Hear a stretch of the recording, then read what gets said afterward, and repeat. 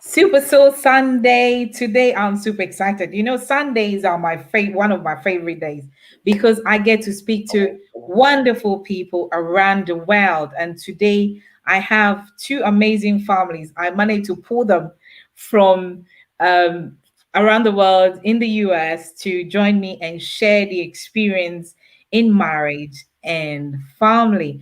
So on my top right, I have Selena Raydo and their Ray and their son Raydo. Hi guys in Hey, Texas. how we doing? Good seeing Yeah. you. So introduce yourself to the world. All right. So first up, I'm Raymond, also known as Redboi from the Redboi Radio Show. This is my beautiful wife, Selena, Hello. and of course we have our young prince, and his name is same as mine. He goes by Ray J. Hello. Hi. So cute. And then Dana. Then you have I'm Gerard, also known as Little Rockin' G from the Knights of the Turntables, and this is my beautiful wife, Dani B. Jaia. They're married, yeah. Yes, and I'm a recording artist, gospel recording artist, and radio personality for Heart of Worship. Hey, Fantastic. Thank you, gentlemen. I like the way you introduce your wife. This is my beautiful wife. I also got my beautiful husband somewhere in the corner. So so thank you for making time to share your afternoon with me. Today we're talking about family. Family is very, very important. Yes. It's a union, and marriage as well is a union that nowadays in our generation people don't really want to commit or don't want to know about it. But I know that the two of you have been married for a long time. I know, Dana, you two have been married for 24 years. Yes. Raymond, you and Selena, how long have you been married? we've been married 8 years. How many years? 8 years. Oh, I Amen. thought you said 80 years. I thought We look good if that was the case. wow, that is fantastic. So let's start the journey with since we have 24 years and 8 years. Let's start with the 8 years. Raymond, tell me where you met Selena. I'm always interested in how people meet. Oh wow, this is a good story. Sometimes embarrassing to her, but we met one time. I was visiting my family. I was actually stationed in California, and I came home to Dallas to visit with my family. And my sister had a pool party at her apartment complex, and so that's why I actually first saw her, i.e., engaged with her. But thought she was cute and all that, but didn't really take my shot at that particular time. Okay. And so we knew each other because she knew my sister. She was around the family for a long time. So this happened in '94, and time passed, and I came to be stationed here in 2007. And in 2007, at the time, my wife, she had been previously married and was recently going through a divorce. We saw each other again. It's like we normally would see each other during family meetings. And then somehow, some way, we were talking one day. We went to go eat. And end up going to a movie. And by the end of the night, we realized something's going on. And so since then, we've actually been dating, and we've been together since October 2007. But it all fantastic. started with me seeing her in a bathing suit. I'm hot. I'm very, very hot. I can see Selena shaking her head. She's like, Right, oh. right. I didn't even know at the time we end up together. It was just one of those things I saw her, didn't think anything of it. I don't even think we thought each other through those years. It just so happened when we actually interacted with each other in 2007, it was natural. It just came to be. So that was all God's plan. So Yes, that's good. Fantastic. Yeah. That's a blessing. That's a blessing. Dana, tell me how you two meet. You two met. I'm gonna let you know. You gotta tell it your way. Okay, It doesn't make sense. You'll understand what she says. What she said. You'll understand. I was a waitress at Red Lobster. It's a really popular seafood place in Torrance. And so I was a waitress, and it was a busy day. I saw him. He was like leaning on the wall next to this young lady. And she had on her cap and gown. So I'm walking back and forth from the bar to the main dining room. So I saw him, and then when I came back into the dining room, at one point, he was in my section. That means that I was going to be his server, their server. So I went over and I'm like, hi, my name is Dani. I'll be your waitress and whatever. And, you know, immediately, I'm sure Selena and Nana, you guys can attest to this, when you can tell somebody's like giving you these flirty signals right away, and I'm thinking to myself, oh Lord, he's with this girl, whatever. So the girl raises her hand and she was like, me and my brother are celebrating. So it was his sister. He was his sister. And every time I come back and forth to the table, he asks me a new question or whatnot. At the end of his meal, he gave me a great tip and he said, we would like to know if we can exchange phone numbers with you. So the rest is history, and we'll go more into how we met or where it went progressed. Oh, wow. So we have a poolside story and then we have a lobster house story. Yeah. It's amazing. That is amazing. They both saw food, seafood. Yeah. And the funny about it, in opposite direction, it was sisters that helped us connect. Hey, of course. So Dana, when you saw him, you said you could sense something, and you saw the lady in your head. Were you like, why is he doing that with that lady by his side? Yeah, you know, because unfortunately, there was a couple of times being a waitress that couple people would come with their girls and still try to slide me their number and stuff. So that's an unfortunate thing. But so I was like, oh, here we go. And that's how I thought. But immediately it was just his smile. It was just, I knew that he was flirting. So yeah. She thought I was a slider. But yeah. So it just from there was just kind of like, okay. And once I knew that was his sister, I was like, okay, that's at least his sister. That's a good sign. Oh, fantastic. So Selena, tell us what you do, and when you saw this fine, cute man by the pool, what you thought of him. Well, what's crazy is I've known Raymond for a very long time, right? And he knows how to make you feel like you're the only person in the room. So he's extremely charming, but I was just like, yeah, he's probably like that with everybody. So I was I was a bit pessimistic. But he's also a really good dancer. So I was just like, I was like, is he dancing like that just because he wants attention, or is he like dancing like that because he knows I'm looking at him? I come up with my own narrative in my head quite frequently. So I always thought he was a really fun person, like a really kind person. He was always very respectful toward women. He just, just very kind. But so I just never really just assumed like it was just gonna, that he liked me. I didn't want to be like that forceful, but when we did reconnect, we had went out with some mutual friends, and a day or two later, I called him for lunch, and now knowing now, I realized how much he really loved me, because he really loved the Sooners.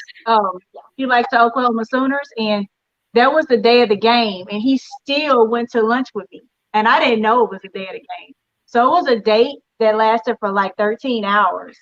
Wow! So my first date was like lunch, movie, hang out, went to church the next day. And so now when I see how he is around the Sooners, I'm like, I'm surprised he even answered the phone. Wow. So that is fantastic. That is a fantastic story. Oh wow. I'm happy for you too. And I want to tell our wonderful Facebook family that these two wonderful families are friends as well. I met them in some of my filming trips. Selena and Raymond, I've known them for 4 years now, because we've been going to Essence Festival. And the first time I walked into the press room at the Essence Festival in New Orleans, we fell in love. Selena, for some reason, our tables were together, and we've been like family ever since. But interestingly, because we all hosts, radio hosts, TV hosts, or we all hosts, we don't get to interview each other. Anytime we're there, we're busy interviewing people. We schedule that we're going to have time to eat, it never happens. And then this year we said we're going to do a lot of stuff, and then Essence got cancelled because of COVID. So I'm so grateful that we still connected, and you guys are a lovely family. And thank you so much for being my friends. And Oh, Selena is also a co-author of this book, Rise, Pray and Slay, and we will talk Yeah. about it as we go along. With Dana, I was in LA, and she was a guest at an event, a women's event. And she walked into the bathroom. I was minding my own business in the ladies' room. And then she came to me and said, "Could you fix my eyelashes?" And I said, "I'm sorry, I don't do eyelashes." And she gracefully, went, and then I think somebody helped her. She did her thing. And she went to sit down. And I sat there, and something dropped her to me. I don't know, maybe it's the spirit of God, but her nails as well. She had this beautiful, beautiful nails. So I walked up to her and I said, "My name is Nana. I'm a TV host. By the way, I want to say your nails and your hair is immaculate." So she said, "Thank you." And then she said, "This is what I do. I'm going to be singing." And she come up to me and said, "This is my CD. Remember? This is my CD. I'm going to, and I just want to bless you with it." And I was like, just like that. And ever since, and then she invited me to Black History Month with the husband whilst I was in LA. And ever since we've become family. So it goes to show that, sometimes around the world, God connects us one way or the other, and we make sure that we keep that and Yeah. make it blossom. So thank you guys for being my friends and family. And thank you for coming on the show again. So let's talk about Raymond and Selena. So now, how did you propose to her? oh wow. Well, funny story. I try to keep it short. Well, at the time that we were dating, whatever, like I said, she was going through her divorce. We were still dating like normal.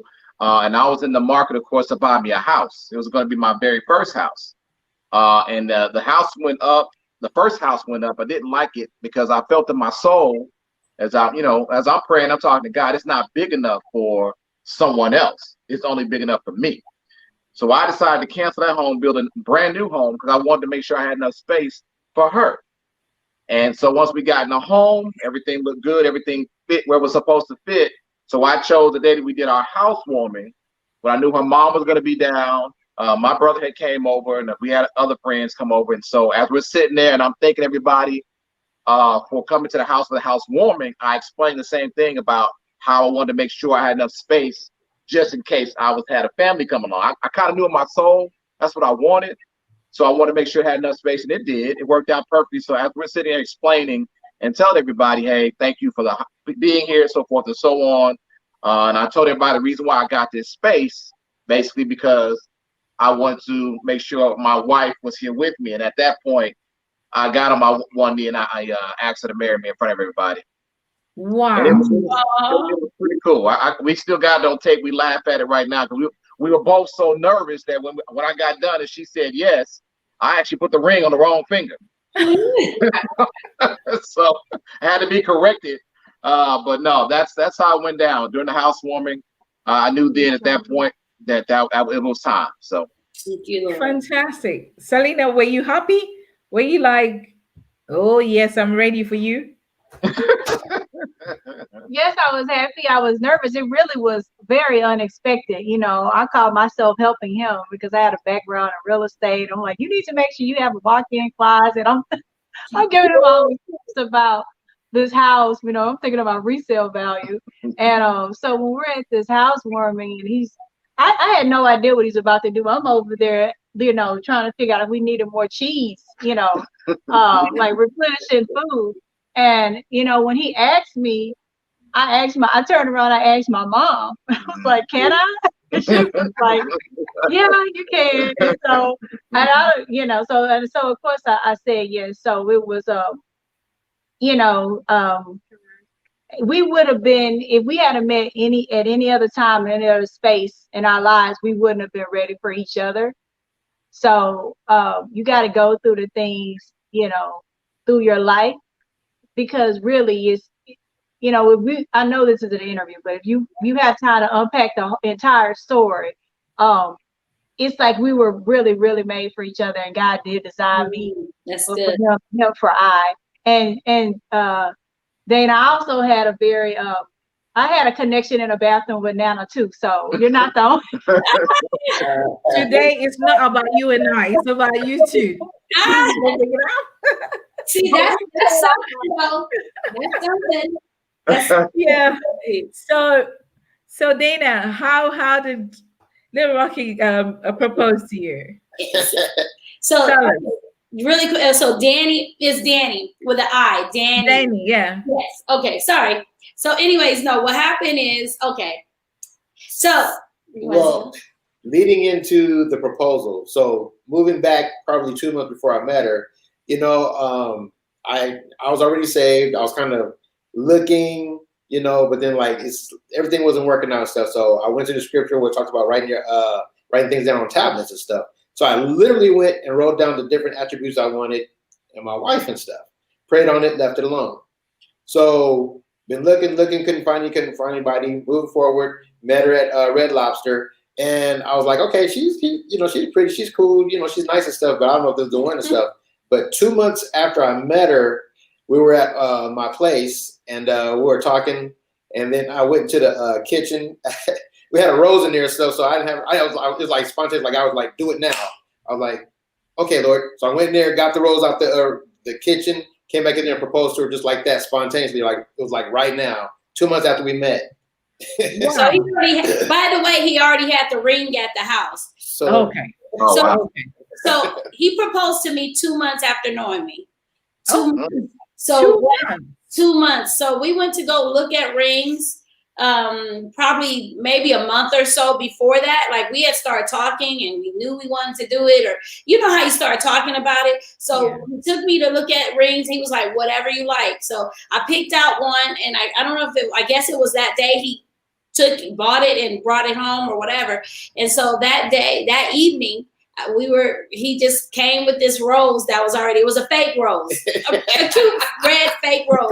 it was spontaneous. Yes, and he put on "Make It Last Forever" by Keith Sweat, and Good one. and he proposed. And it took Wow. 5 months to plan the wedding. We had a wedding in total of 8 months, 250 guests, and a 36 wedding party. Wow. I'm married Wow. 23 years. Wow. Oh, man. Gerard, well done. So moving on, you two now are married. You know, they say that the first year of marriage, that is when, you know, if a marriage survive for 5 years, then you're getting married. Is that true? Say it one more time. After 5 years, then you can say you're really married, because the first year, second year, third year, you don't really know the person, even though Gerard and Dani got married 2 months after knowing each other. Yeah. 8 When months. did you finally say this is the one? Well, like I Because said, you don't know the person too well. well, once again, for me, because, you know, I was leading into that moment. Like I said, I just got saved probably about a year before that. I was really praying and practicing and stuff. And I was believing in God. I was like, okay, well, when the right one comes, this is my list. Or when that list, I want you to fulfill that list. When that day happened and stuff, you know, when I met her, I was like, okay, this is cool, you know. So then the next day we went out for a date, or a day or two later or whatever. After that, from that point forward, it was like God just like, okay, that's the one and stuff. Quit playing around. That's the one. That's the one. And it was just like I didn't have to wait 5 years. It was like I knew within 2 months. And Wow. I grew up. You had a list. You had a list of what you were looking Yes. for in a woman. Yes. Raymond, did you also have something like that, that what you were looking for in a woman? Well, yeah, somewhat. At the same, we always have what we like to have in a woman, of course. And then me being in the military for as long as I was, I stayed single the whole time. But as I was being single, I've always had my conversation with God, because I knew He would bring me a woman, and He knew how much it burned in me to be a father as well. You know, and I knew I just had to find the right woman that I would want to be, you know, the mother of my child, not just a baby's mama. You know, so when at that time passed, and when I got back here in 2007 and we started linking up, it was so much, guess what I wanted, but it was also I allowed God to speak to me, and Amen. I listened to what He said. You okay, baby? She's off for a second. She's coughing, but so I listened to what God said, and so as me and Selena started hanging out, I just knew I felt it in my spirit. I watched how she moved in the world, how close to God she was, how close her family was to God as well. And then the moment that she met my grandmother on my dad's side, the way they interacted with each other was like they knew each other for years. And to me, I took that as another one of my signs. Said, "Hey, Raymond, that's who I want you to be with. Look, look how she moves. Look how she gets along with everybody. And she just, I mean, and to be honest, at the time when we met too, now I had stopped going to church. At that time, I was kind of separating myself. Not that I hadn't stopped believing in the word. It just I would stop attending. And so even that first day we linked up for that lunch time she was talking about, we sat there talking all day. We went to the movies. And by the next morning, I didn't even realize that the next thing I know, I look up, I'm sitting in the front pew with her. You know, so I didn't even think about it. There I am again, where I should have been. And I knew at that moment, I knew that morning, that Sunday morning, I knew right then something's about to go down. Right. Wow, fantastic. Gerald, you are a music producer as well. Yeah. And your beautiful wife is a award-winning gospel artist. So you two collaborate a lot. Yeah. Tell me how the two of you are able to combine work and being a husband and a wife. Well, as far as the work's concerned, I've really been doing music since I was a little kid. Long story short, I got into hip hop because my next door neighbor's older sister was dating a guy from New York. And this was before hip hop actually got to LA. So once they taught me about scratch mixing and everything about hip hop, I'm like, oh, I like this. And I'm only like, I think I was about 10 years old. So moving forward, I would go in there and make little mixtapes at 10 and 11, doing with the cassette tape, making pause mixes. Going forward and stuff, started getting into production. And then when I met Danielle, I was like, oh, it's one thing to make music, but it's always good to have somebody to sing on your tracks. So when I found out she could sing, I was like, oh, this is a good, and then that was the other topper, if you will. She could sing, I do music. And so basically we just, connect and stuff. I'll come up with beats or she'll come up with lyrics or melodies, and it just connects every time,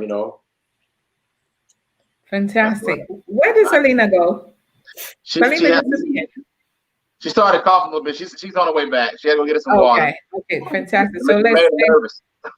Dani, tell me about being a wife and a mother and being a top gospel artist, and also you have your own gospel show. Mm-hmm. So tell me how you balance all this and be the beautiful lady that you are. Well, we know we have to start with God. The strength that He gives me, and even in my times of weakness, His strength is made perfect. And just to piggyback on when he first said, I was raised in the church since I was a young girl, filled with the Holy Ghost at six years old. So I knew that I wanted to be married at a young age because I had been through some things. So I had already started praying about what I wanted, and like same thing for him and what everybody's saying. The Holy Spirit guided me and led me. I knew it was definitely something different about him. I knew he was my soulmate, that I was his rib. And so we have 4 kids together. We have 4 kids. We each came in with a daughter. My daughter, our oldest is 30. And our other daughter she's 3 years younger, so she's 27. We have 2 together, 22 this month. She'll be 22. And then our baby boy is 18. And then we have 2 grandchildren and 1 on the way from the oldest daughter. So with that being said, being a wife and a mother, it works really well. Like I said, God is my source. He directs our path. He said a good man's steps are ordered by the Lord. So to be able, one good thing I want to say about my husband that I absolutely love, whatever I say I want to do, he totally gets behind me 100%. When we open our child care that we have successfully for 8.5 years, he was right on board. When I started being a talk show host first of all, our whole family, we act and sing, or we managed our kids. I've been a momager. We've been on sets for 4 and 5 days a week with our kids sometimes, and just all of that together. Like I said, just the we are all entertainers basically. That's how the oldest daughter is a fashion designer and model. She used to model they've all acted, and makeup artists, production. And so with all of that, he's a DJ, I MC for him. Everything just kind of goes together, and God keeps downloading and adding. And so production and music and writing and lyrics and talking is a gift that God has given. So when God has given the gift, all you can do is be obedient and do it, because he's going to keep increasing. Right. Fantastic. I mean, that is powerful. If the of you together do something, and you're in unity and in oneness, there's definitely success. So Selena, I was looking for you. You're back. Thank you for coming back.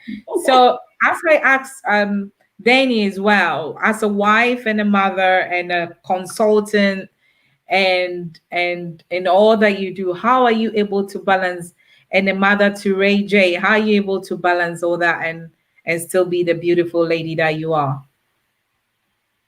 What, everything you do, I try to manifest what God's design for my life, right? Amen.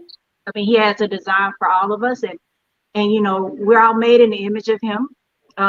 There's no such thing as perfection. He's the only thing that is perfect in this world. So I just try to, in my, I don't want to use the term weak moments, because we all have our moments, but you just try to manifest the power, the things that he wants for you, and try to look at people and see people, even when you're aggravated, agitated, and every TED word at the end. Look at them in the way God looks at them, the way he sees them, and how you should behave. So you may not be able to do everything at once all the time. I just try to manage what I can, and just be the best version of yourself that you can to that person.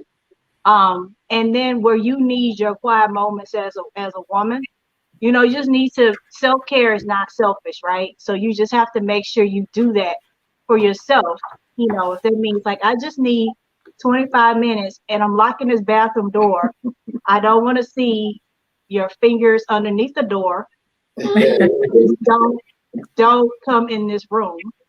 That's just what you have to do. So what I've gotten better to me, where I've been able to just like really focus on, because he gets up at the crack of dawn. My husband to work, and he's a wonderful provider. And sometimes I look at him and I'm like, you better, you good, man. You really good. Proud of you.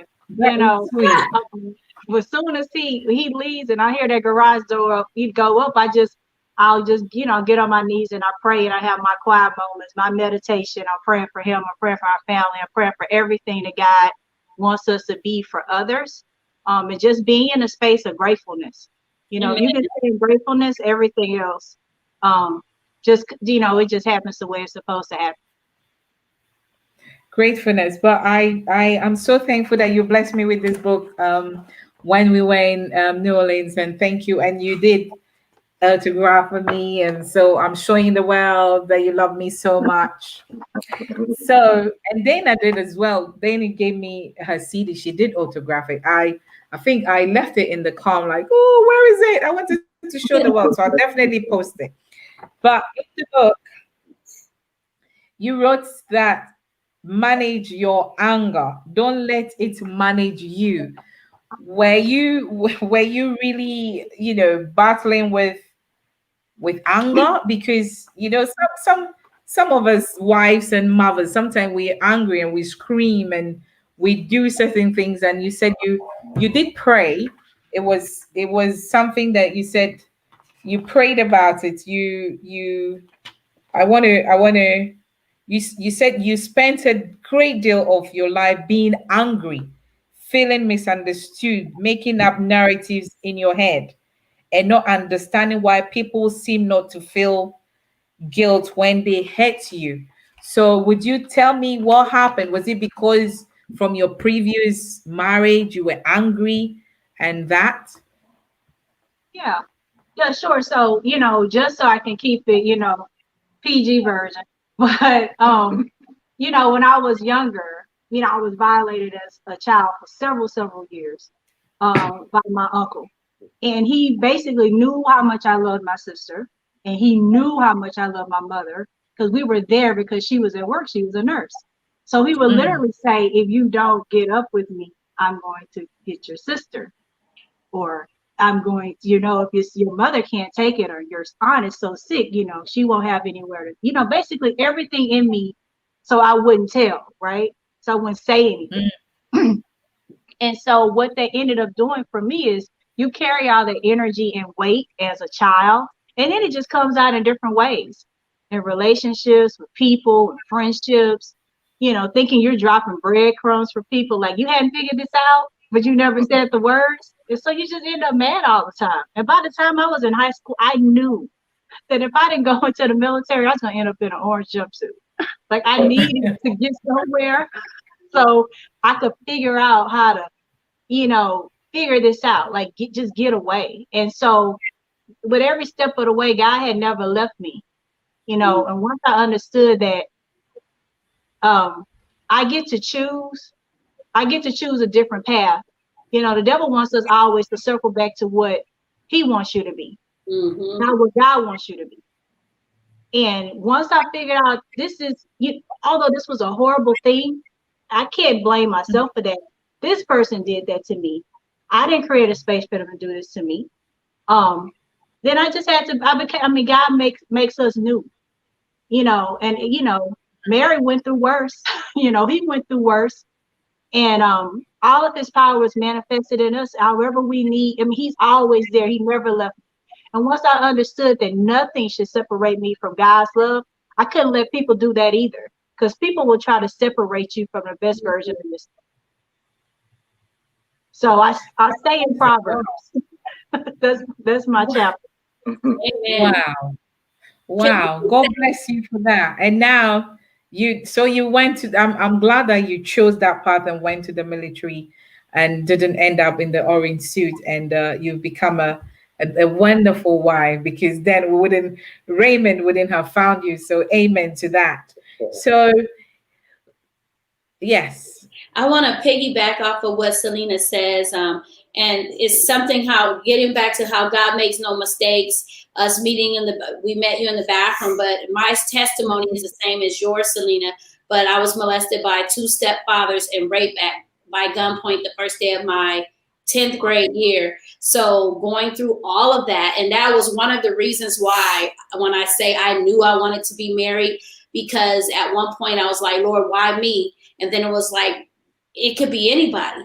But the difference is how I chose to use it. I turned it, what the devil meant for my evil, God has turned it around for my good. And now I'm able to minister to the broken. And in my music, it's the deliverance in the music. It's encouragement in the music. So what the devil meant to stump me and to stop me in my tracks, God said, I'm going to bless you double for your trouble. So in hindsight, looking at me and my husband's relationship and meeting him, he was my knight in shining armor, getting married 8 months later, because God is going to bless us and our latter will be greater. So what you're doing is blessing others. So what doesn't take us out is really going to empower us if we choose to do the work of the Lord. So I just wanted to say that I know you're my sister, Selena, and I'm glad that God has saved you for a time such as this.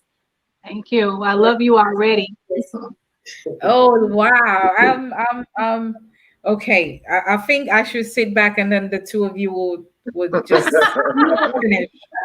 But that is awesome. And if you're watching us, these two powerful family, a testimony that marriage works, and love works. And sometimes I have somebody's just sent me, says, I've been married for a while, but I feel disconnected from my wife. So this is from a gentleman. So maybe Gerard, you will answer first and then we'll continue. Disconnected, huh?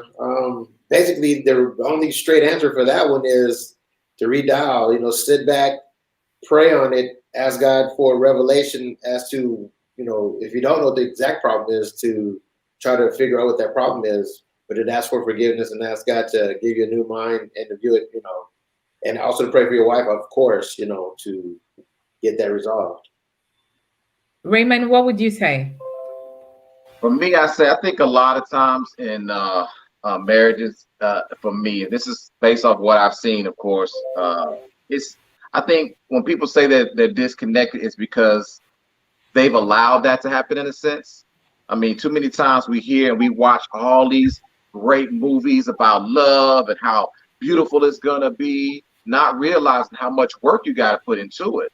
And what that work involves is that you're not just getting, married, of course, just to be married to someone and spend the rest of your life with them. You are marrying that you have special someone so that you can actually date them for the rest of y'all's lives.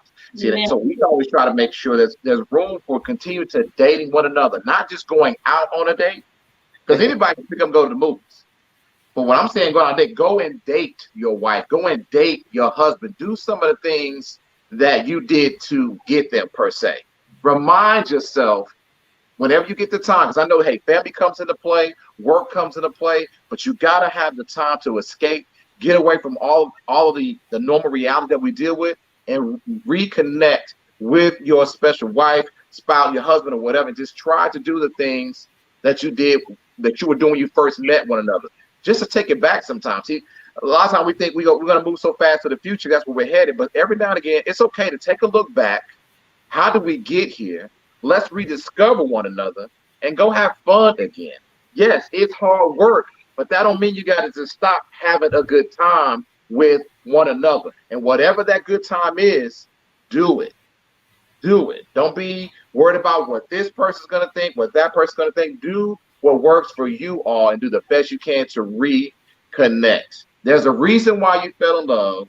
Look back, like Gerard said, redial in, find out what it was, and do the best you can to get back to that moment. Fantastic. Redial, reconnect. And so we will ask, before the other questions come, so we'll ask Dane and Gerard, how do you spice up your love life? Well, can we talk about that? No, yes. Yeah, it's the good part right here. It's the good part. Yeah. So, I'm very transparent, and I'm the talker, I'm the gab, what are you? I'm the sit back, listen, and be the enforcer if I need to be. But no, what we do a lot of things together. We like, if the music, the NAMM show, that's one thing that he loves. So, as a wife, we need to do what each other likes. So yeah. I ended up, once I engaged and started going to the NAMM show, if you don't know what the NAMM show is, it's a convention with all the music stuff. Everybody's there that they have every year. International event. And it's actually in the month of our anniversary. So sometimes we'll get a hotel over there, and we had a couple of years ago, we had a masseuse come in, and we had massages. I do stuff, and he's playing on his keys, and I'll start dancing and saying stuff like, I wish I was those keys so you can come, pay attention to me. Or, I'm just really, look, I'm not, we could be, I'm anointed in the church, and I'm anointed with him. I believe it. Okay, amen to that. Amen. Yep. So Dorothy is saying, please don't ask mom. I think, yes, Dorothy, I agree with you. I am not going to ask any questions on that. Right. Selena. Wait, somebody said something on there? Dorothy Green is saying, oh, that's Lord, my mother. That's my mom. She's the reason why I'm that way. My mom is the reason why I'm that way. Right. So Selena, tell us how you are able to spice up and get Raymond, all of you all throughout the year. Oh my God! You're gonna ask me this question with my son sitting on my lap. That's what you're doing. That's what you're doing. I don't think some of the stuff he will understand. You have to speak in parables. Oh, he's smart. Yeah, he downloads a lot. Okay, tell Selena, tell us what makes Raymond happy. Oh, that's a list. No, not you. It's your dad. Ray Raymond J, to me. don't worry, I'm coming to you. I'm coming to you, Ray J, our future author. I'm gonna definitely come to you. So with Raymond, sorry, my husband. For me, he's all about connectedness, right? So he's not a person where you got to wow with, a suite or a bunch of fancy gifts. So what he will make a party wherever you are, if you just as long as you're connected.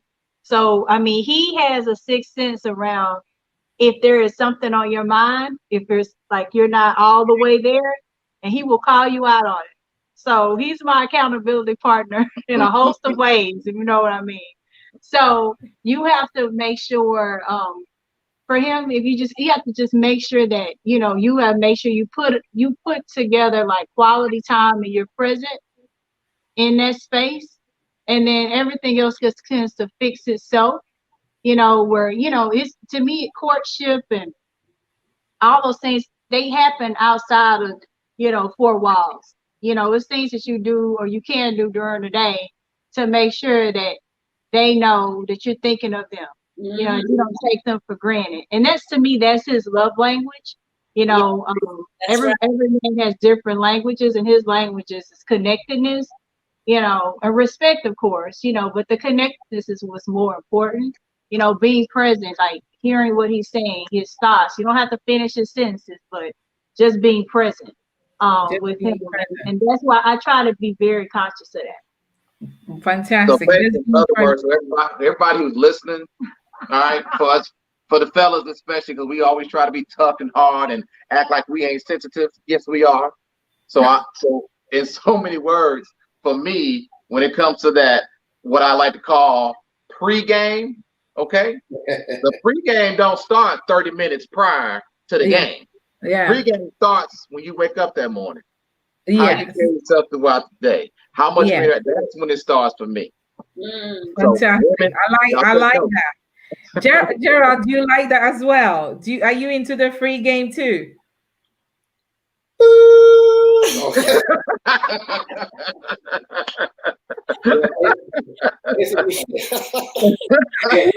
We're just making it simple, yes.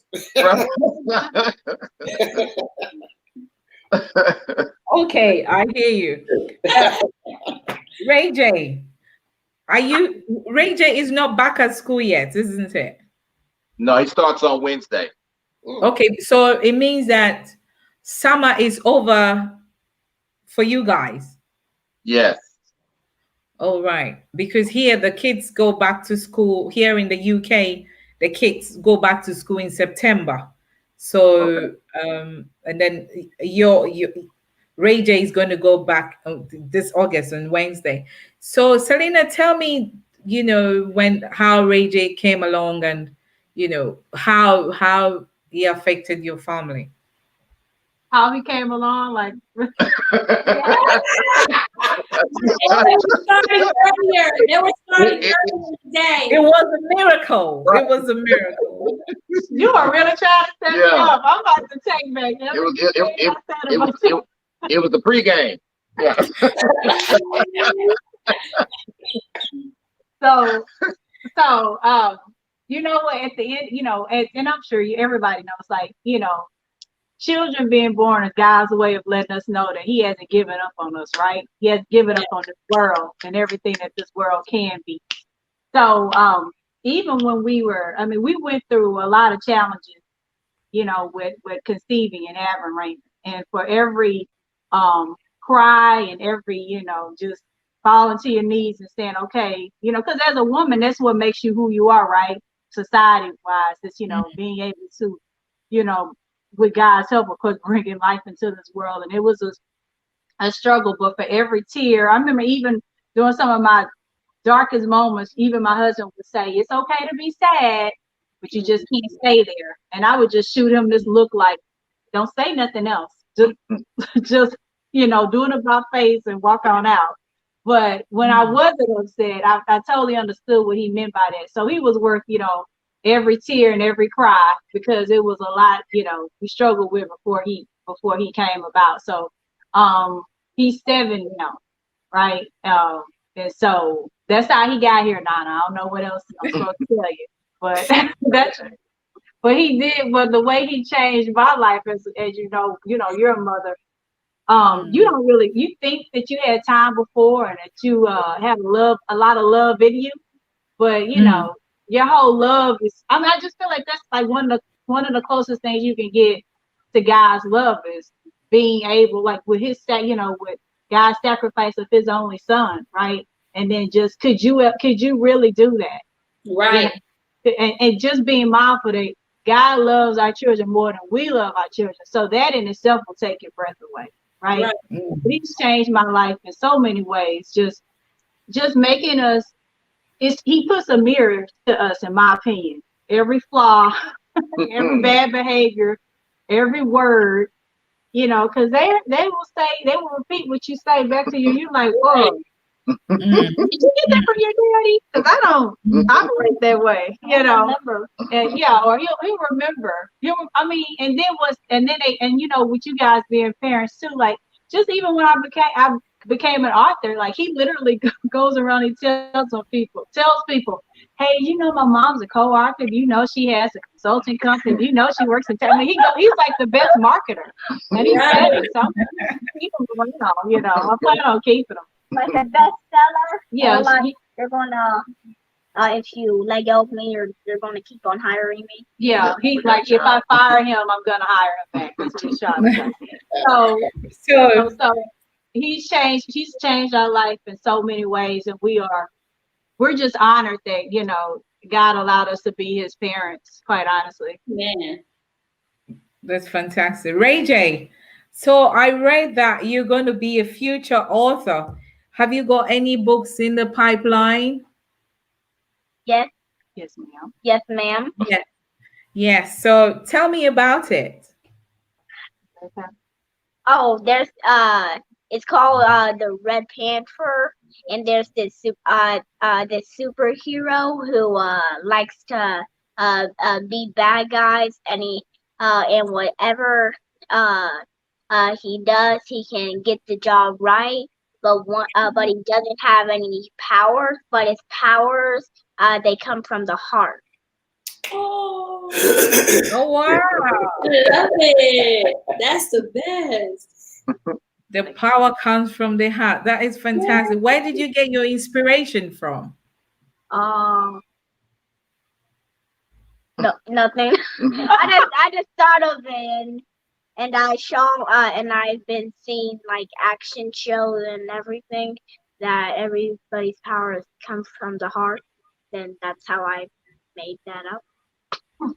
Fantastic. I can't wait to read all about it. So are you ready to go back to school? Yes. Be honest. I think he's struggling with it. I think what he's struggling is, this is a new normal. Like, he's a very sociable kid. So the fact that he's had me for his teacher since March, right before spring break, and I've been fired daily as a teacher for him. He's like, you mean to tell me we got to do virtual again? And how long? So he's holding out his hopes that this will get taken care of so he can actually go back into, the school. But I told him we just have to be safe for now. And he's praying. Yeah, you have to be safe. Talking about being safe, how is it in California? I know you're still in lockdown in Los Angeles, right? Well, that's what they say. Yeah, we are. In fact, you're still locked down, but are you? So things are not really, really back to normal, as Well, kind of 50-50. Okay, so on paper we're on lockdown, but as far as the people are concerned, we're not really on lockdown because everybody's practicing social distancing. They're wearing their masks when they're in public. For us. Right when the pandemic hit, I was actually in the hospital, and I think I saw the first wave because we had in the emergency room there was 140 something people the day I went in there. There's never 140 something people, whatever. Plus all the local hospitals were filled up and stuff. So long story short, we've kind of been through it. And 2 days later, it was actually when he was admitted. 2 days later, it was like 250 people, and that was in January. So before that, so moving forward to August, it's like, you know, we were in quarantine. Everybody did the thing solid for the first month, but then after that, everybody's kind of getting sick of having to wear the mask, this, that, and the other and stuff. So even though people are wearing it, yeah, even though people are wearing it and stuff. So basically, in a nutshell, officially we're on quarantine, but a lot of people are, you know, they're out and about. You know, some people wearing masks. Most people are wearing masks. Some people aren't. Ray, what about you? I know you were affected because you lost some friends to COVID as well. So how are things at your end? It's going pretty well now. But yeah, I did lose a couple of co-workers / friends that I work with. I've had a couple of family members actually get the virus as well, but they have all recovered since then. But where I actually do my other 9-to-5 job, you know, I work for the a federal government pretty much, and where we still have to do a lot of things for the people who are suffering out there. So it's good, but yet at the same time, I get almost like a front row seat in a sense to see how many people are struggling each and every day. And I'm finding it hard each and every day to say, I know that I'm of course I'm blessed and grace. It's just very hard because when I see those other people going through what they're going through, and I know I'm trying to definitely convince myself this is their season, you know, of strife and struggle, and I just continue to pray to come out of it. You know, I know we're there to help. What I'm doing, it's just hard to see each and every day. So everybody's healthy as far as around my circle, but because I get to see the other side of it, it's tough. It's a struggle for me, you know, just a little bit. I'm okay, but it's just hard to fathom all these other families going through this right now. Not sure how they're gonna pay rent, you know. Not sure, do I send my kid to school and I go to work, knowing they're unsafe, I'm unsafe. I mean, it's tough, and I'm just continuing to pray that we're gonna get over this. Yes, we're gonna get over it. Okay, I've got another text question. This is well, maybe both of you can answer. It says that my wife, we've been married for 8 years. We have 3 kids. And now my wife is not letting me go to the game. You know what I'm saying? What? Go to the game? Oh, gotcha. Right, they said the pregame. That's hey, I'm gonna let Gerard handle that one. That's a hard one for me. I'm gonna pass it back to Ray. You watch sports, but so what would you say? What would you say, ladies? What would you say to the lady? Why are you not allowing your husband go to the game with you? I'll speak. I'd say once and again, we want to be trusting. Well, we trust God first, of course, but I would say a lot of the times we do a lot of stuff together. Like sometimes you have to make an adjustment. Maybe you guys should throw the game at your house and invite a couple of couples over to you know, and the wife, we don't mind going to make some chicken wings and then come and feed our hubby, like sitting under him. You know, a lot of times we'll go to our friend's house, their another couple, and they'll have a few other couples. We have some food. So sometimes it's just making that adjustment, because it's not good to say, no, you can't do it. But then depending on what the environment is, because as a wife, I don't want him to go. It depends on where he's trying to go. And if the people are not like-minded or not married, maybe I can understand where she's coming from to say, hey, I don't really want you there. But if it's couples and you can do it together, that's good, because a lot of times it is good to be with other like-minded people and just having a good time. I would say that's one way. Now, let me make I sure don't think you got we're on the same page. We talk about maybe I'm answering it wrong. Yeah, we're talking about pregame and the game. Remember we said about pregame? The free game, yeah. Because we talk about the game. Oh, I'm thinking about another game. I know. The game, there are a lot of wives that have that problem too. Oh, but yeah. As far as the other game. Depending on what game it is, that'd be a no. No, because we actually have heard of and know people that had the other situation. That's why that rang that way. But as far as the other game, I'm still a little thinking about the game because that I don't even want to click in my head whatever game that is if it ain't the other game. No. It's because Raymond is in the military and he gave us a code word. That's why I'm using that code. Okay. Game. So she thought, well, like I said, once again. Yeah, I'm still. So there's two. So you have two. She thought I was. We have an actual event. I think Dana thought I was talking about like the Super Bowl game. Yeah, a football game or something. See, because there are wives that do have an issue with that, but on the other side, the other game, basically you're going to pull it to the side and just kind of just talk to her. That'll be my opinion and stuff, and basically, just try to sweet talk her back into the game. and then take her and have a conversation. Take her to dinner. Give her a special night to let her feel special, so that way she'll want to come to the game. Right, and that's kind of goes back to what I said earlier. It's easy for everybody to just go to the movies, go on a date, but give me the complete date. Do the things that you did to capture their heart and their soul. Those small things, even if they seem corny, do them anyway.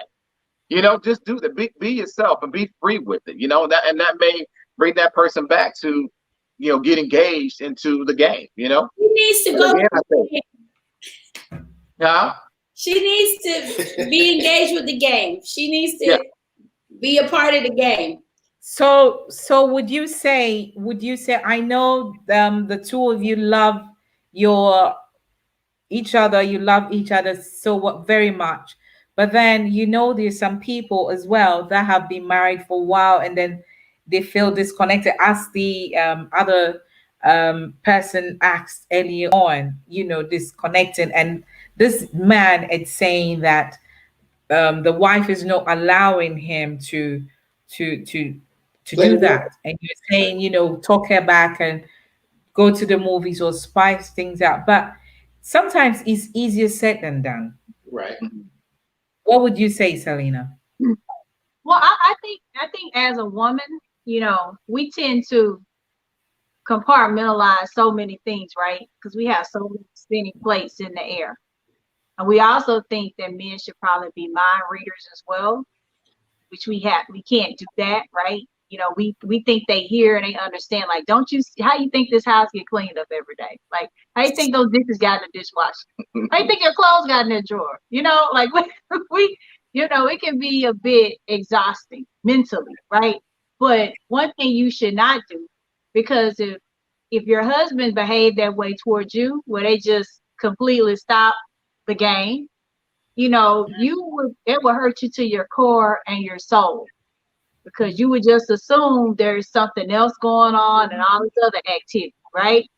So nothing should separate you from the love you have for your husband and your family. There's a lot going on out there, energy, good, bad, negative. Somebody could be the best provider in the world, but if you're not trying to at least meet each other where they are and their needs, and if you can't be vulnerable with your husband, who can you be vulnerable in front of? Exactly. And also the word of God says, defraud ye not one from the other, lest ye enter into temptation.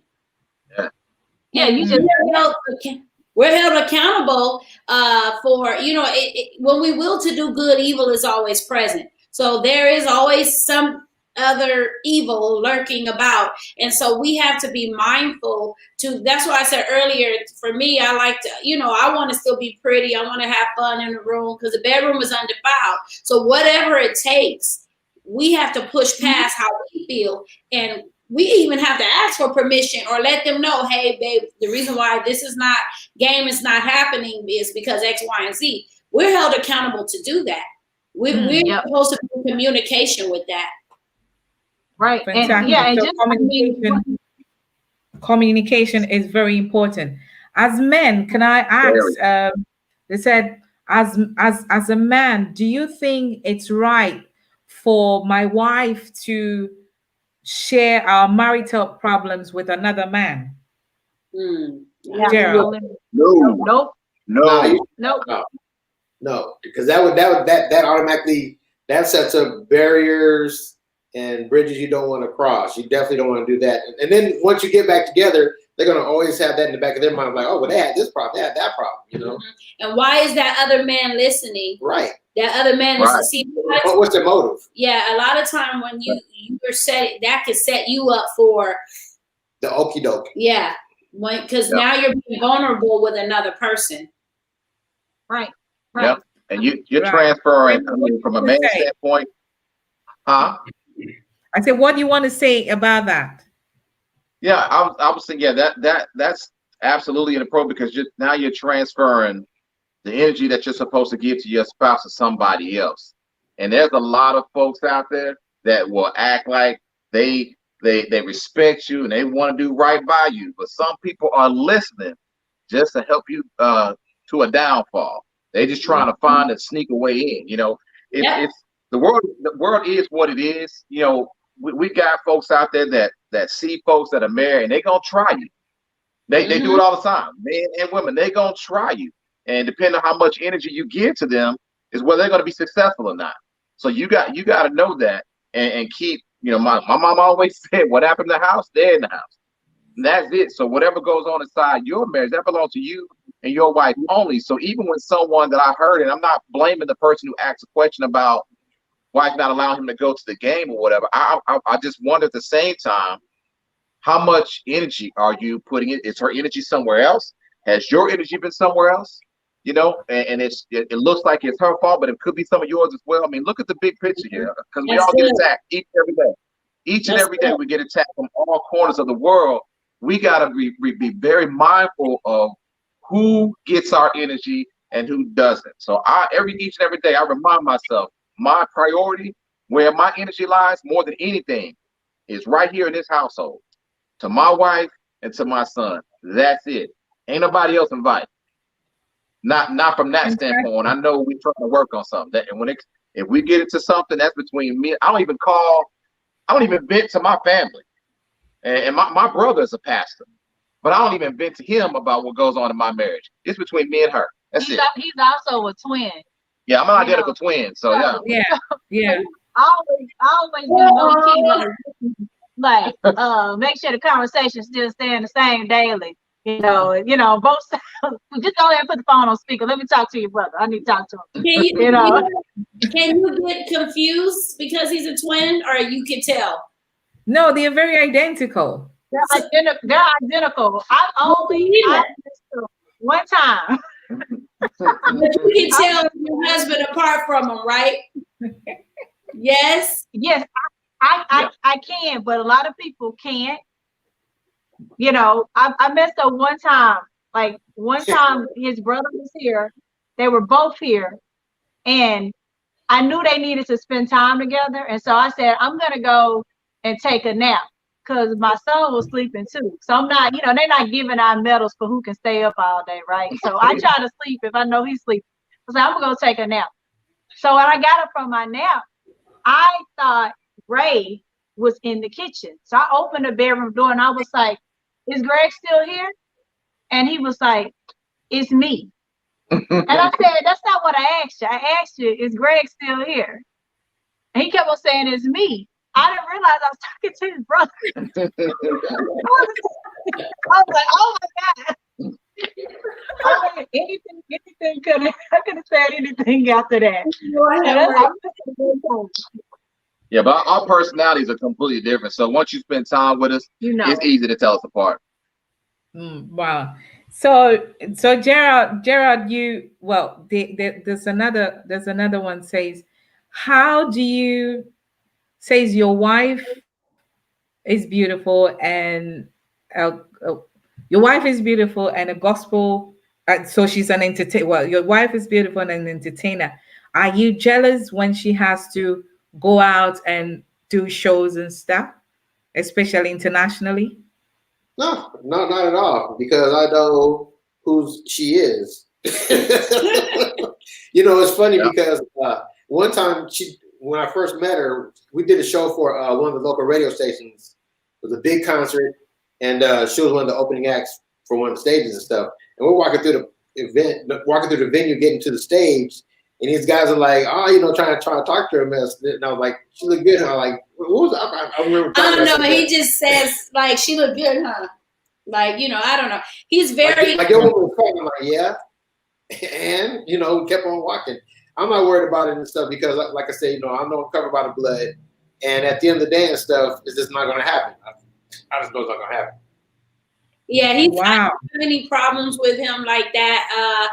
He's confident. I thank God for that he's confident like that, because I am more of a forefront face. And but he's gonna be doing some more shows soon. So I told him I'm gonna be the one in it I'm gonna be throwing him gifts on the stage or whatever. But no, he's really good with that. He's really good with that. Selena, how about you? I mean, Ray is hosting a lot of shows, getting all these top celebrities coming on the show, and sometimes you get jealous. Well, what's so funny is Raymond, you know, it's not just Ray's personality that's very captivating. He has like a Kool-Aid smile. So you're like, why is he always smiling?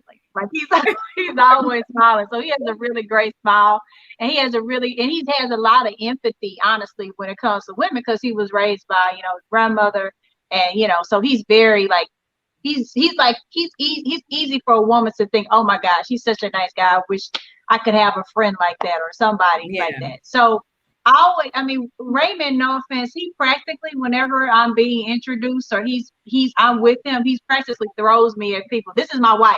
This is my queen. This is my take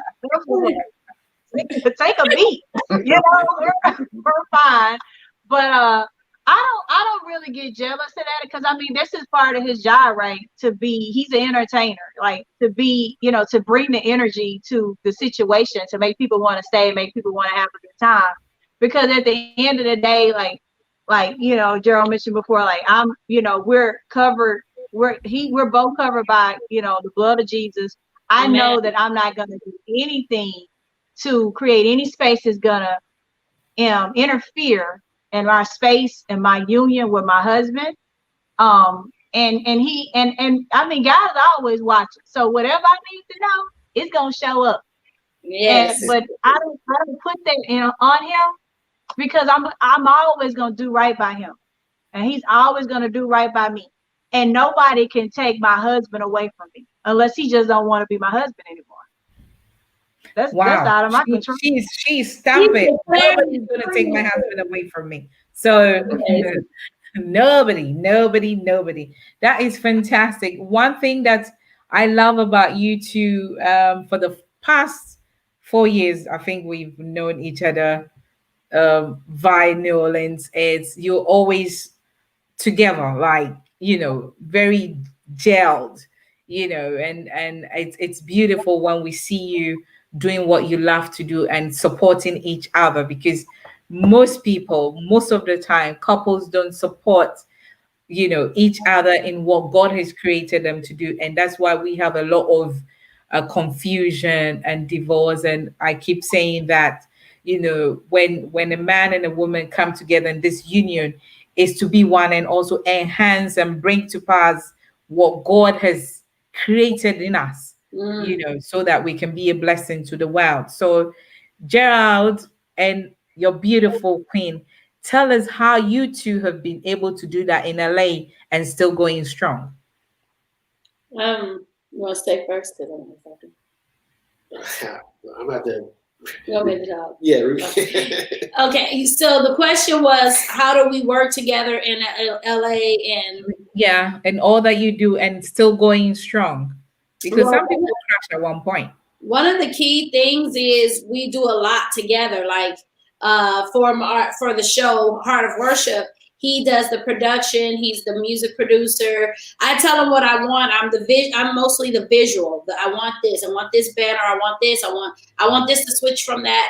I know what I want like that. And he's like, okay, he's the source. He's the technology guy, and he gets that stuff done. If I say I want to when I wanted to open a childcare, he knows when God has deposited something in me, because I get this energy and it's like, go. And he knows that, because if it's not something that God has not given me to do, he won't, he knows it's only going to be like that when God gives it. So every single endeavor that we've done, when it's buying equipment, he does not buy equipment without me.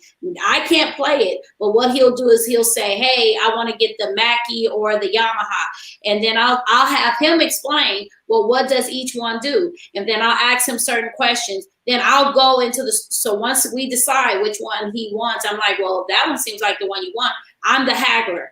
So he doesn't shop without me, because I'm the one who's going to haggle, get the things done. So we work off of each other's strengths and stuff like that. And like I said, I'm the more vocal one. I'm the visual, the idea person, whatever. And he's the one that I can act. And he, no matter what it is, I don't care if it's open to childcare, let's do this business venture, whatever, he's going to be on board. And so for that, I'm very grateful, because I love how when God puts something together, no man can separate, and that we're building on a solid foundation. So as long as the covenant is right, as long as he's the head and I'm the neck, the head can't turn without the neck, and I can't make the decisions without the brain, So we kind of work together. And we do a lot of stuff together. Pretty much. Fantastic. Wow, that is beautiful. Same go to Raymond and Selena. I see you two working a lot, and when we're there, I see Selena doing the banners and all that. So how do you two, really team up to do what you do? Let me tell this story, because I know what you're thinking. I mean, I say we figure it out. My biggest thing, and I'm glad for it, is because when I even brought the idea to the forefront, there was a whole lot of nervousness going on, because I was fresh out the military. I knew it was itching in my soul for so long that I wanted to be behind that mic. Mm-hmm. And I had to go for it. So when I went for it, and she allowed me to. And when I told her, this is what I want to do, this is what I want to do, I want to do this. This is where my goal is. I want to be here. I want to be there. She looked at me like I was crazy at first. But then like I said, this is something that's in me. I got to do it. If I fail or not, I got to do this. And when it worked out, and we got that blessing, which it was strictly a blessing to even get that first invite to Essence. Mm-hmm. I mean, we got in that room, and I'm not gonna lie, I was nervous as I don't know what. I asked for this, but I didn't know how to treat it. I was like, what am I gonna do? What questions am I gonna ask? And I was kind of nervous, but the funny thing about it is I had her. I put it to work, basically. I said, baby, you go get this, go get there, go get down. And because my reality was at the time, you got all these celebrities walking in. I didn't know how to act. I'm a nervous wreck, and also I'm a guy. So when you try to go talk to this person, hey, Kate, you want to come to my table? You want to come to my table? It gets kind of difficult. But she speaks better than me when we're interacting with other folks. So I knew that about it. So I allowed her, baby, I need you to go use your voice. Because I still had that military. I still had the Marine in me. So I can be somewhat aggressive at times. And so I let her sweet voice go over there and ask, hey, my husband, blah, blah, blah, blah, blah. So once it happened that first time, that's her job. From now on, let me know. Yeah. You don't do the and she's good, she's very, very good. She's very good. But then when it comes to me, she would shout at me. She would say, Nana, come here, sit down, do this, do that. Look, you lied on me. So basically, that's his code for saying he pimped his wife, right? Right. And I'm gonna make sure, go and say, hey, can you come sit at my husband's table? I would say, hi, represent a Redboi radio show, what's on the docket, blah, blah, blah. So I whatever charms female has, I tried to put it at work, but with the t-shirt on, and I was appropriately dressed, right? Right. But I'm always tell people I'm the unpaid social media director. Everything is, I got 6 titles. but it's nothing. There's no check involved, you know. But I did. What had to register for me, and I'm sure you guys understand this by you guys both being in entertainment, and you too, not on with your husband, everything you guys are doing within your kingdom. Once you learn that this is the discernment and the gift that God gave your husband or gave your wife, like this is the gift they gave them. Like this is their special gift. And yeah, it may feel uncomfortable. And I'm like, but will you be getting advertising dollars? I'm gonna get all of these questions behind. You want to buy what for what? You know, once you realize it's bigger than what the perceived monetary or what that security feels like, it's bigger than all of that. Then you really gotta, you know, most people never know what they want to be when they grow up. But when God places it on your heart and you know what that is, it would be a shame to not allow somebody to try and do it and you just be there to support them. Like that, I mean, that's the type of stuff that can kill somebody's spirit. Right. And soul. And that's who God made him to be. Like he is that guy. Like he never sees himself on the level I see him on. Like you are already have a package show. Like where your show can go national, you have to speak all that into existence and abundance. And it's not about being cocky or condescending. That's just like you're doing. I mean, everybody can have their own ministry and platform. You know, that maybe it's not inside the church, but that doesn't mean you don't have a voice and you're not saying what people need to hear. Because God dwells with all, right? So he got me out there working these streets, but this is a good thing. God allows us to unlock the gifts in each other. As long as we have that, yes. Just how you say you look, like I look at him when it comes to anything technology, and he may say, "Oh, I'm having a red alert, something's going wrong." I'm just like, okay, I literally am like that because honestly, and I kid you not, everything he does production-wise is self-taught. He's never went to school for production. He produced and makes my whole CD. By the way, here's the CD. He produced all of this. He did every song except 2, and I wrote. And so my thing is when you know each other's strengths, I let him operate in that, and I don't question it. When it comes to that, I'm like, you got it. I know God's gonna bless you to figure it out. Sure enough, he figures it out.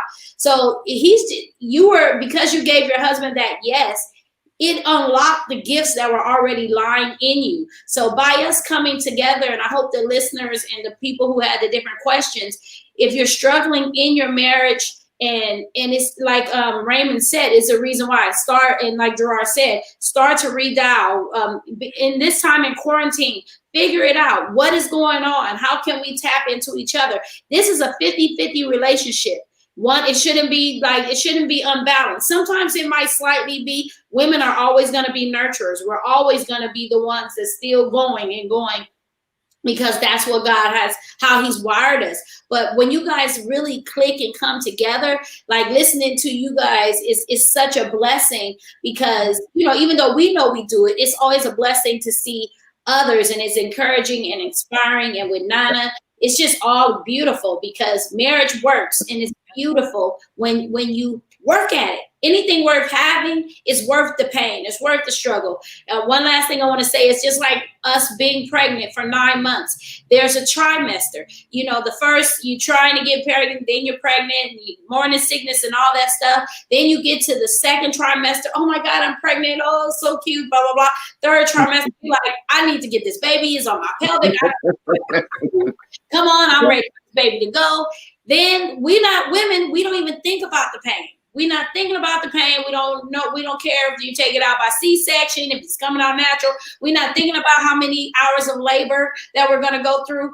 Then when that baby's born and we see it, we see the beauty. We don't think about, yeah, but that was painful. We don't even think about it. So whatever relationships, for those who are listening, marriage works, and it is so beautiful with everything. Till death do you part, for rich or for poor, and when sickness and health. That's what it comes with. That's your fairy tale. That's the reality. That's the word. Yeah. Yeah. Amen. Wow. I wish I had met Gerard. That I'm is sorry. right there. One, I'm taking two more and then we're going to wrap up. One lady said, yes, I had a good marriage. Everything was fine till my husband became abusive. Mm. So I left. Was I wrong? No, I give that a big emphatic no. And here's why. I'll tell you my story. I'll try to be as brief as possible. This is something very close to my heart. You see, I was forced as a child to be around a household where I watched my mother get beat up by every man she ever dated. And it still bothers me to this day. I'm 45 years old. I don't let it run me, but there are certain instances within this household, a small bit of bump, or I see my wife might be in distress or my son might be in distress, and it scares the mess out of me. Okay, because I got that protective spirit. I got to fix it right away. When I was a child, I didn't have that ability to protect my mother, and so it hurt me a lot. It hurt me as a growing up and trying to being rushed into growing up to be a man. It affected a lot of what this man is, so much to the point to where now it's kind of a struggle. It was a struggle between my wife, is that because of what I saw when I would see my mother, I would always want her to say, okay, it's time to go. You're going to leave because you're not the only one in a relationship. It's you and your kids. We got to get out of here. But she would never leave. So I saw weakness. So now as a man, here I am. I didn't know how to allow at first my wife to be weak, because my body and soul says, no, you can't be weak. I don't like that, because I knew what I saw back then. So I say all that to say, if in fact, definitely for yourself, whoever this is that asks that question, for yourself, for your own well-being, if a man says he's a man, then you ain't never got to put your hands on a woman. Period. Point blank. No ifs, ands, or buts about it. You can never give me an excuse whatsoever. Not me. No. But especially if there are kids involved, like I was involved, you definitely don't want to stay in an abusive relationship, because it's going to do one or two things. It's going to destroy them internally for the rest of their life and be a bruise for the rest of their life, or they can choose later on down the road, and you can't fault them for being a statistic where they go and do the same thing what they saw you put up with, they'll put up with. And that's not right. See, I had to flip the script, and I had to keep my conversations with God going almost each and every day, so that now it's not even in me to lift my hand to a woman. Not at all. Now, do we get upset with one another, and we kind of, sometimes raise our voice? Yes, it happens. That's just part of it. It's tough. When you love someone, it's easy. When you really, really love someone, it's easy for someone, they know you well enough to do what they can do to affect your feelings. It's trying to, because sometimes you want to win that argument. It happens, right? Yeah. But one thing we'll never do in this house is abuse one another whatsoever. And that, to me, it's a deal breaker. You gotta get out of it, because if a man can put his hands on you, and for me again, and like my wife was saying, I just have this thing in me, women, to me, and I don't mean to sound lame, fellas, if you're listening, but women is our greatest gift, period. We wouldn't be here without a woman whatsoever. There's nothing, everything inside of you, just by being present in this world, because what your mom or whoever could have made a decision back in the day to abort you, but they decided to bring you in this world, good, bad, or indifferent. And did we have struggles? Absolutely. Did we go hungry a couple nights? Absolutely. Was the lights cut out a couple nights? Absolutely. But we still here. So whenever I remind myself, and I get ready to tell my story, and I tell people, what I come from, I always remind them, yes, when I get to say come from, that means I've overcome. I've overcome that. So I'm blessed in that aspect, but yet at the same time, there are still things that I'm dealing with, if I'm going to be transparent, that still affects me from what I was forced to see as a child, watching my mother be abused, especially as a young boy. It pains me to see a woman in distress because of what I had to go through. I think that, again, if a man calls himself a man, but he can put his hands on you, you're not dealing with a man, you're dealing with a boy. And I don't know whose fault it was to make him the way he is, because sometimes there's choices. But I would say, sis, queen, whoever you are, I don't know how bad it's gonna hurt, but think about the after effects. Take care of yourself. You don't deserve to be hit by nobody, no man whatsoever. If he truly loves you, he's supposed to treat you like a queen. Period. Point blank. That's coming from me. I can go into further detail and get real, real deep in this, but it's very important to me that no, it's not working for me. Thank you, Raymond. Yeah, Gerard, do you want to say something? Wow, exactly everything that he said, ditto. Plus, the other fact is that, I've never had that problem in my family. My mother and father, good family and stuff. Never dealt with abuse like that. But the deeper side of that is, if it continues or if it were to continue, it could ultimately lead to a worse situation of like even to death.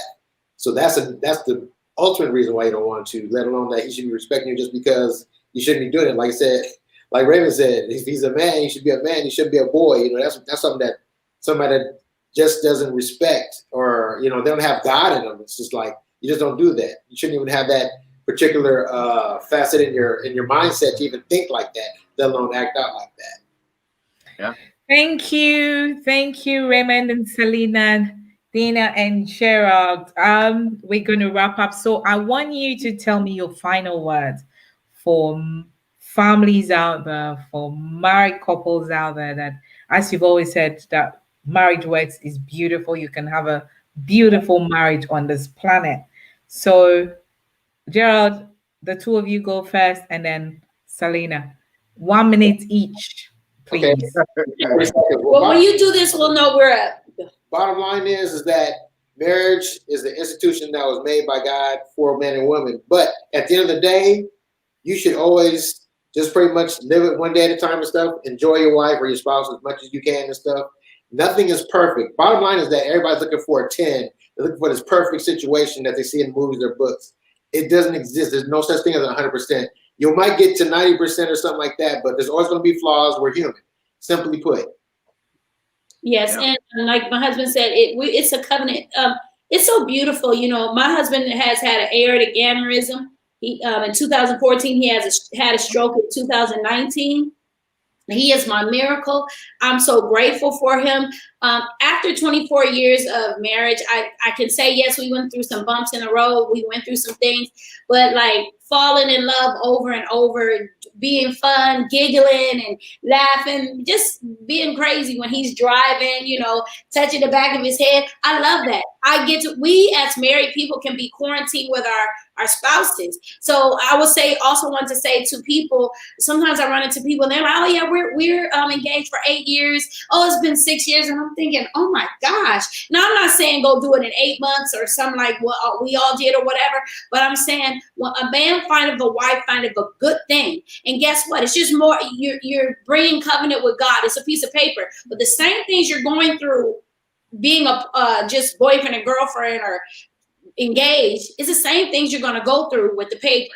So we have to put pride aside. A lot of times it's like pride. Oh, I'm waiting for this. I want to have all this money. I want to wait till I do. But then you get all this money. Then you want to sign a prenup.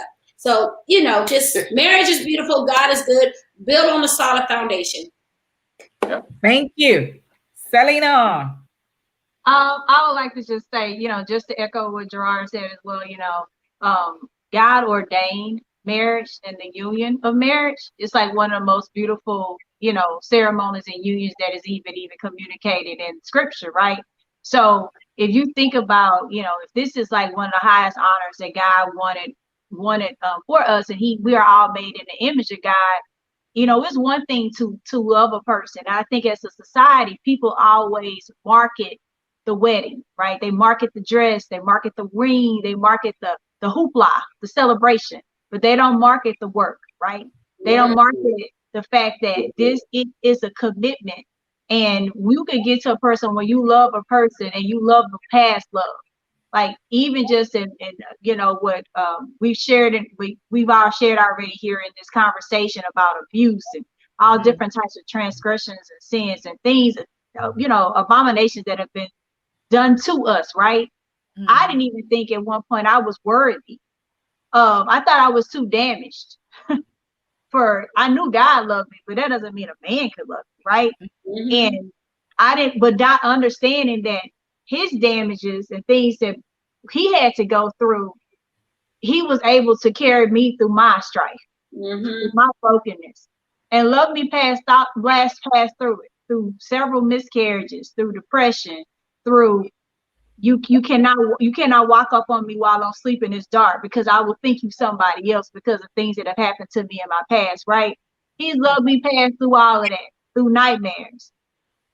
You know, I'm grateful for him. Every sense of the word.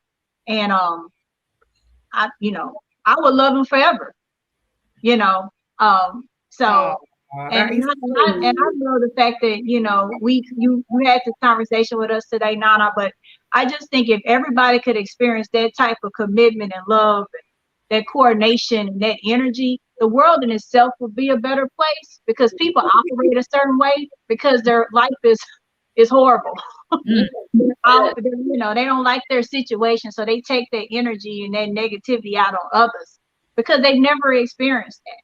So the family unit is designed the way it is, our kings being the way they are and what they've had to endure and survive for a reason. So we just need to just be mindful of appreciating and respecting each other's path.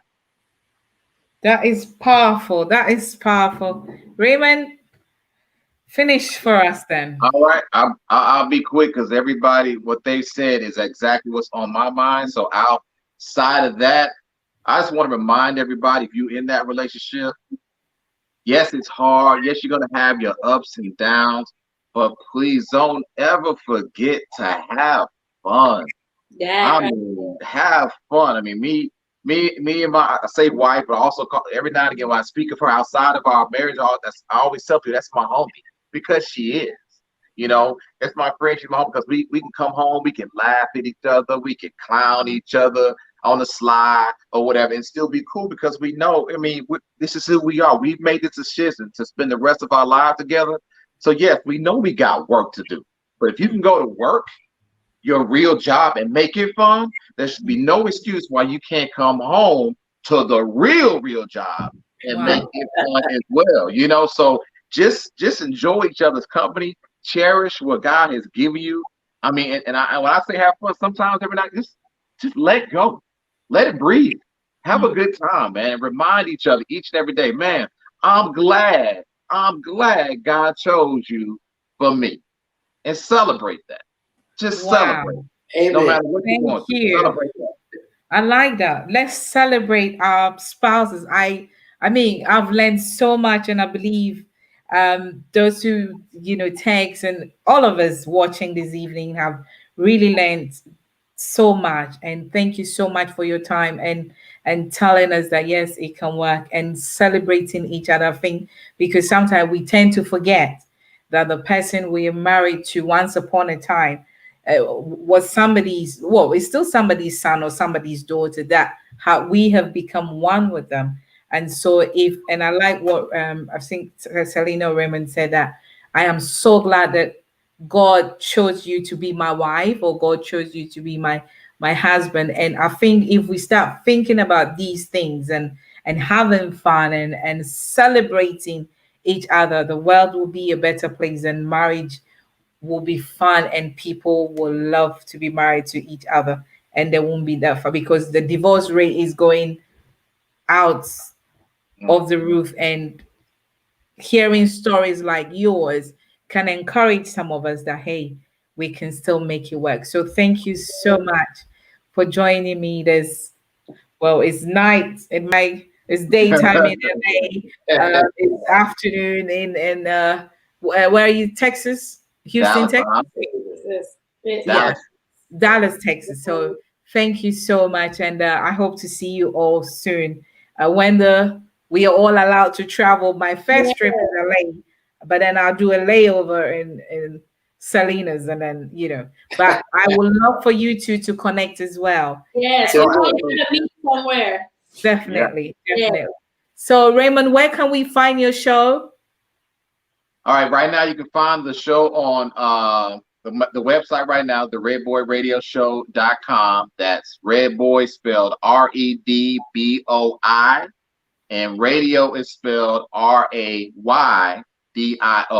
So the redboyradioshow.com. Like I said, right now I'm taking a break with the podcast and everything, but once I get it back up and running, once the COVID is over, hopefully soon, then we'll get back to doing some things and see how far we're gonna take it. But you can follow me on Facebook and Instagram the same at the Redboi Radio Show. Selena, where can we find you? SelenaWareConsulting.com. And then also my Instagram and Facebook is also Selena Ware Consulting. And as you know, we talked about earlier, I'm working on the children's book and also helping my son with his first book. So more to come on that, and so you'll see that out hopefully very shortly. Thank you. Gerard, where can we find you? At this moment, you can't find me. Yes, because I'm you hiding. can. I'm just kidding. To be honest, my wife, she runs all of my social You media. don't really get on anything. Short answer, I've been supporting my wife all these years because we're really trying to get everything going with Heart of Worship. But I'm now finally working on my new CD. It's coming out. I've been putting on hold. So now, in the near future, I'll have everything set up. But she knows my Instagram, my Facebook. Like I said, I'm just. Congratulations. We can't wait to hear that. Thank you. Dana? So you can find me on KCWGthetruth.com radio.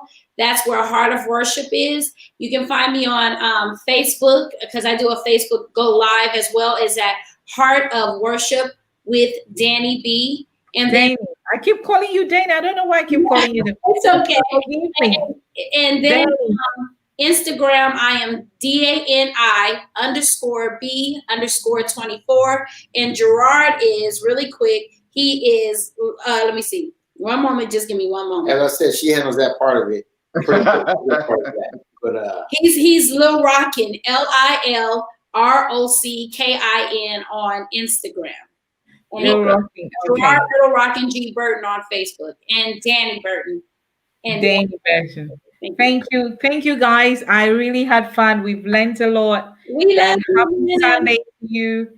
Enjoy your Sunday brunch, and I will see you, or we will talk soon. We will talk soon. Right. Thank you for having us. We appreciate it. Guys. Nice to meet you all. See you soon. Thank you. Thank you so much. You're welcome. You're welcome. You're welcome. So it's been a wonderful evening talking to Selena and Raymond and Dani and Gerard. And I hope you had fun. Have a wonderful evening and a great week ahead. God bless you all. Bye. Tell your husband and family bye, Nana. Bye. Bye, Ray J. Bye. Bye.